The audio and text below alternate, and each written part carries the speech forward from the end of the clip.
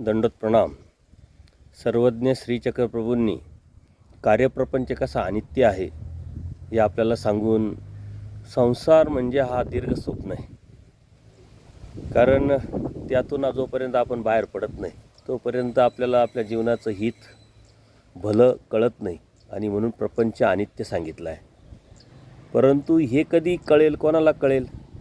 ज्याप्रमाणे एखाद्या स्वप्नाचं महत्त्व झोपलेल्या माणसाला असतं, परंतु झोपेतून उठलं की त्या स्वप्नाचं काही महत्त्व नसतं, तसं ज्याला पलीकडचं दिसतं म्हणजे अप्रोक्ष जो दिसतं तो अप्रोक्ष ज्ञानियालाच हे प्रपंच अनित्य वाटतो, मिथ्या वाटतो.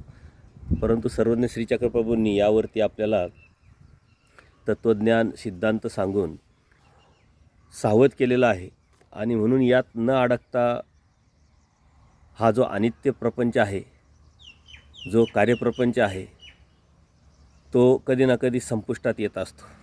कारण प्रपंच मात्र राहत असतो, कारण भविष्यात परत दुसऱ्या सृष्टीमध्ये हाच प्रपंच उभा राहत असतो आणि हा प्रपंच वास्तविक जीव तयार करत असतो. कारण आदमती आदगती आदरती म्हणून तो प्रपंच रचना करतो आणि त्यातच अडकतो.